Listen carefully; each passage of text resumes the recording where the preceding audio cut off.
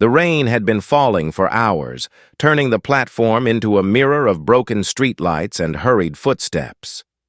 Maya sat on a cold wooden bench, her coat pulled tight, the smell of wet earth and metal rails mingling in the air. Somewhere, in the distance, a train horn cut through the night like a memory she wasn't ready to face. In her hands rested a diary, leather-bound, edges worn soft by time. Her fingers traced the grooves on the cover, pausing at a faint scratch near the spine, as if it held a story of its own. She hesitated for a moment, then flipped it open. The pages carried the faint scent of rainwater and something older. Perhaps regret. Her eyes fell on the last page, the handwriting slightly smudged, as though written in haste, or through tears. If you're reading this, it means you've already lost me. Her throat tightened. The world around her blurred. The rustle of the vendor's newspaper, the hiss of steam from the tea stall, the impatient shuffle of passengers, all faded into a dull hum. She could still hear his voice in her head. Warm, carefree. The way he used to say her name like it was the beginning of a song. The train she was waiting for would arrive in 12 minutes. 12 minutes before she decided what to do with the diary. 12 minutes before she decided whether to turn back or finally move forward. The rain tapped against the metal roof above her, steady and unrelenting, just like the memories she'd been trying to forget. 2 years before that rainy night, the station was just another place Maya passed on her way to work. Back then, mornings smelled of fresh bread from the bakery at the corner, and the air was filled with the gentle chaos of small-town life. Rickshaw bells, shopkeepers calling out prices, children in mismatched uniforms rushing to school. Maya was one of those children once. Now, she was the teacher waiting for them in a classroom with peeling blue walls and a window that stuck in the summer. She had her routines, lesson plans written in neat handwriting, lunch breaks spent reading, under the neem tree, evenings tutoring neighborhood kids. It was a simple life, safe, predictable, until the day she met him. It happened in the crowded market, where colors and voices collided like an unplanned festival. Maya was choosing vegetables when someone bumped into her from behind. Her sandal. Strap snapped with a sharp crack, nearly sending her stumbling into a pile of tomatoes. "Oh no, The voice stopped mid-apology. She looked up to find a tall man with a camera slung across his chest, eyes the color of deep coffee, and a smile that seemed far too confident for a stranger. "I am so sorry," he said, holding up her sandal like it was an artifact he'd just unearthed. "That was my favorite pair," she replied, deadpan. "Now it's your favorite pair." A couple of nearby vendors chuckled. The man grinned, a dimple flashing in his cheek. "At least let me buy you a new one." "No, thank you," she said, slipping the broken sandal into her bag and walking barefoot toward the bus stop. But he followed, matching her pace like it was the most natural thing in the world. "I'm new here," he said. "Name's Aaron." "I'm not a tour guide," she replied. Still, there was something disarming about him. Maybe it was the way he kept looking around as if every corner of the market was worth photographing. Maybe it was the way he seemed completely unaffected by her cold tone. The next time she saw him, it wasn't in the market. It was in her schoolyard, crouched under the neem tree, photographing children playing marbles. And just like that, Aaron began appearing in the quiet spaces of her life, always with that same camera and always with the same unshakable ease. Aaron had a way of showing up where she least expected him. At the tea stall outside the school, at the Sunday market, once at the bus stop, holding 2 steaming cups of coffee as if he'd known she would be there. "I don't drink coffee from strangers," Maya told him that morning, taking the cup anyway. "Good thing I'm not a stranger," he said, settling onto the bench beside her. It was the kind of small-town gossip starter Maya had always avoided, being seen with a man she barely knew. But with Aaron, Conversations slipped into her life like rainwater through an open window. He didn't just talk, he listened. He asked about her students, her favorite books, the reason she always carried an umbrella even on sunny days. One afternoon, during the monsoon, the clouds broke open as she left school. She was halfway home when she heard a voice behind her. Planning to swim home? She turned to see Aaron holding an umbrella big enough for two. They walked together through streets glistening with rain, their steps in sync, laughter spilling, over the sound of water rushing down the gutters. Under that umbrella, the world felt smaller, safer. It was only weeks later that she learned why he was in town at all. Over tea at the schoolyard bench, he told her about his dream of opening an art gallery filled with photographs from across the country. "I came here to escape the noise," he said, gazing past her at the neem tree, "to find moments that feel honest." "And have you found them?" she asked. He looked at her then, a slow, deliberate glance that seemed to linger a little too long. "Maybe I have." From then on, their lives threaded together in quiet, unspoken ways. A shared bench on the bus ride to the market, an extra cup of tea on her desk after a long morning, the camera clicking when she wasn't looking. Maya had always been cautious with her heart, but Aaron's presence didn't feel like a storm. It felt like sunlight after days of rain, gentle, steady, and impossible to ignore. It was the last week of September when Aaron told her about the offer. They were at the edge of the old bridge, watching the river swell from the monsoon rains. The air smelled of wet stone and drifting wood. "I got a call from Mumbai," he said, leaning against the railing. "A studio there wants to hire me. Good pay. Bigger projects. Better exposure." Maya's heart gave a quick, involuntary jolt, one she quickly buried beneath her usual calm. "That's wonderful," she said, her eyes fixed on the churning water below. "It is," he agreed, but there was something in his tone.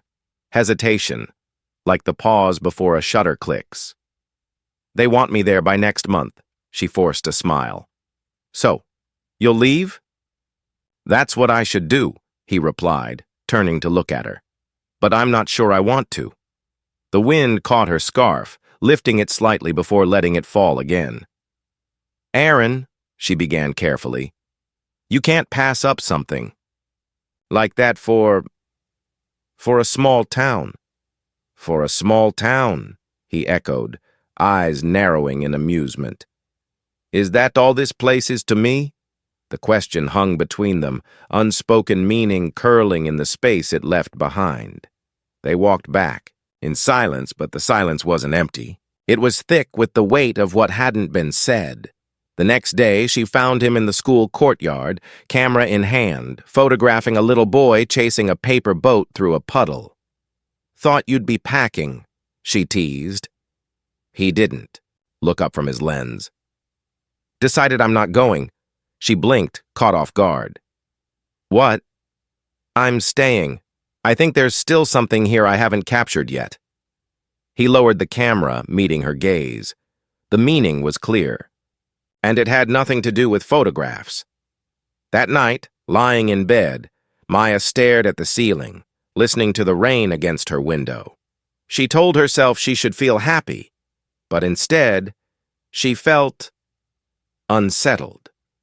Because deep down, she knew that when someone changes the course of their life for you, it's both a gift and a responsibility.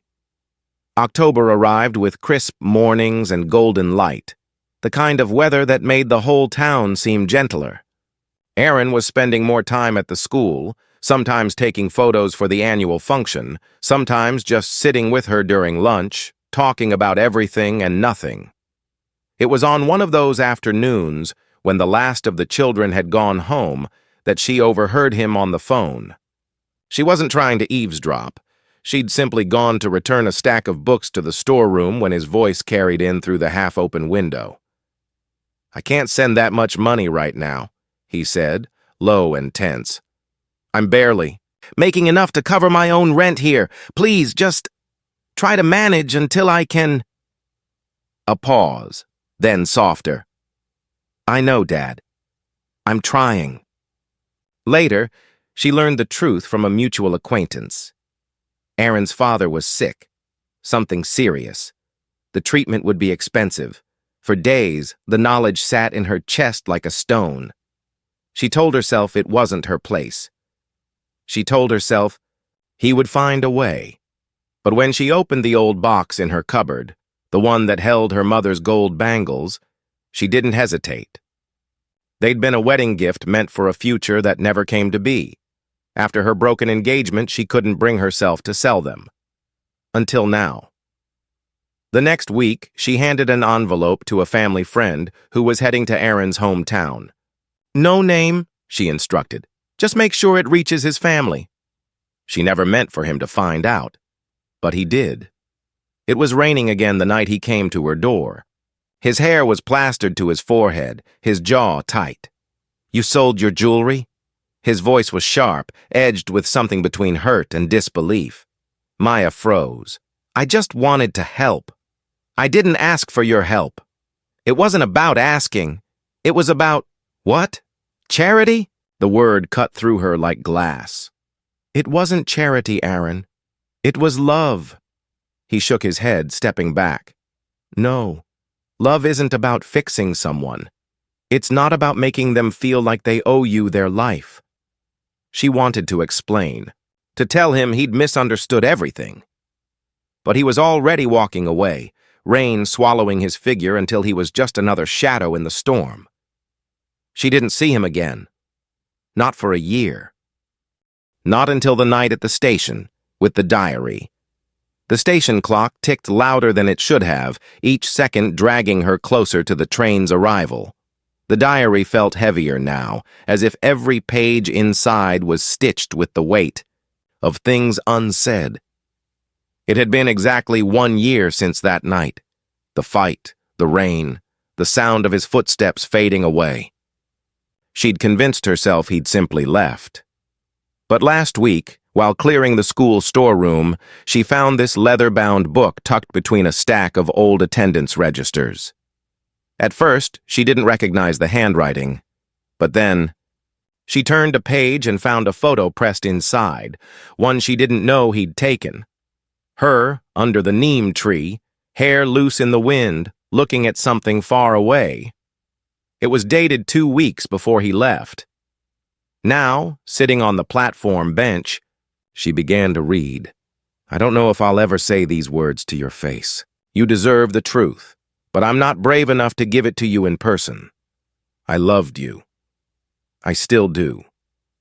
But the day I found out what you did for my family, something in me cracked. It wasn't anger. It was shame.